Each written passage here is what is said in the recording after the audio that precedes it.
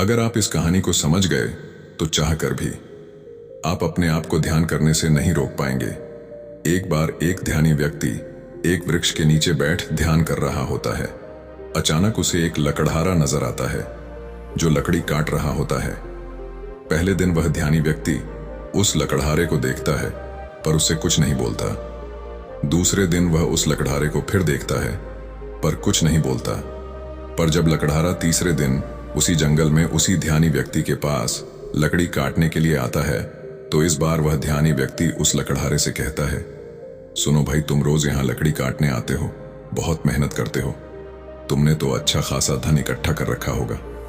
उस ध्यानी व्यक्ति की बात सुन वह लकड़हारे हंसता है और कहता है, जैसा तुम सोच रहे हो वैसा कुछ भी नहीं है। इन बहुत सारी लकड़ियों से मुझे बहुत कम कमाई होती है, जिसके कारण घर का खर्च ही बड़ी मुश्किल से चल पाता है। लकड़हारे की बात सुनी वह ध्यानी व्यक्ति उस लकड़हारे से कहता है, तुम यहां से कुछ आगे क्यों नहीं जाते? आगे जंगल में चंदन के वृक्ष है, क्या तुम नहीं जानते? चंदन की लकड़ियां बहुत महंगी बिकती हैं।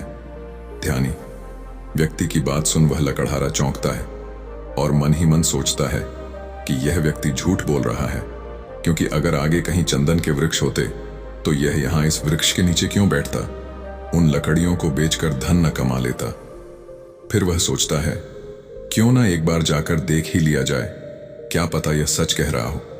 उस ध्यानी व्यक्ति की बात पर विश्वास कर वह जंगल में आगे जाता है और वह जो देख आता है उसको देखते ही उसकी सारी समझ हिल जाती है। वह सोचता था कि जंगल के बारे में उससे ज्यादा कोई नहीं जानता, पर अपने चारों तरफ चंदन के वृक्ष देख उसकी यह गलतफहमी दूर हो जाती है।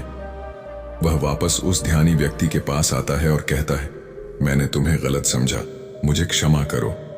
मैं सोच रहा था तुम झूठ बोल रहे हो, परंतु वहां तो सच में चंदन के बहुत सारे वृक्ष हैं।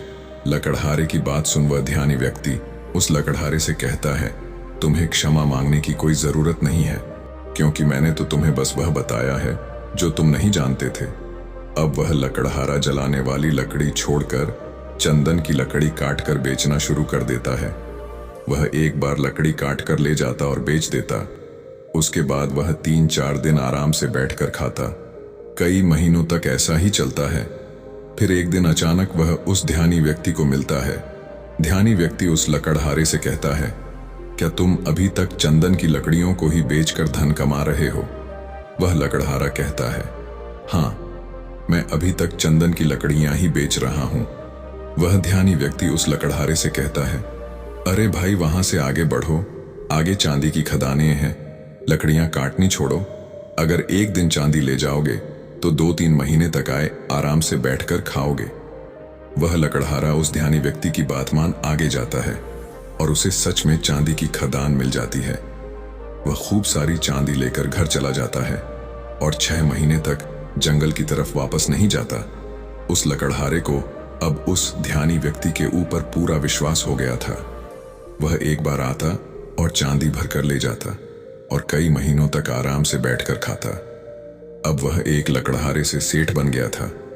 एक दिन वह लकड़हारा यानी सेठ जंगल में चांदी लेने जा रहा होता है तो रास्ते में उसे वह ध्यानी व्यक्ति मिलता है। वह ध्यानी व्यक्ति उस लकड़हारे से पूछता है, क्या तुम अभी तक चांदी ही ले जा रहे हो? वह लकड़हारा कहता है।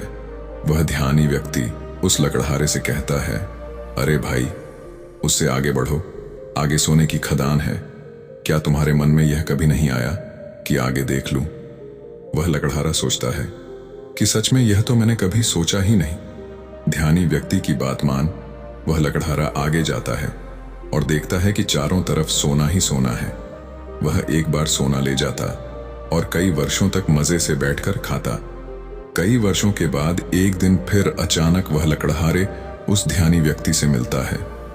ध्यानी व्यक्ति उस लकड़हारे को देख उससे कहता है, क्या तुम अभी तक सोने की खदान तक ही पहुंचे हो?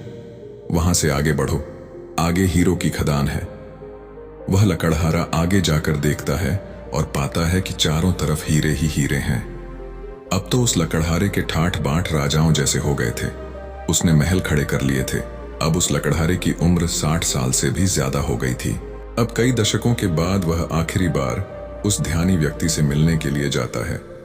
वह लकड़हारे ध्यानी व्यक्ति के पास पहुंचता है और हाथ जोड़कर ध्यानी व्यक्ति को धन्यवाद कहता है। वह ध्यानी व्यक्ति उस लकड़हारे से कहता है, अरे तुम अब हीरो पर ही रुक गया, वहां से आगे बढ़।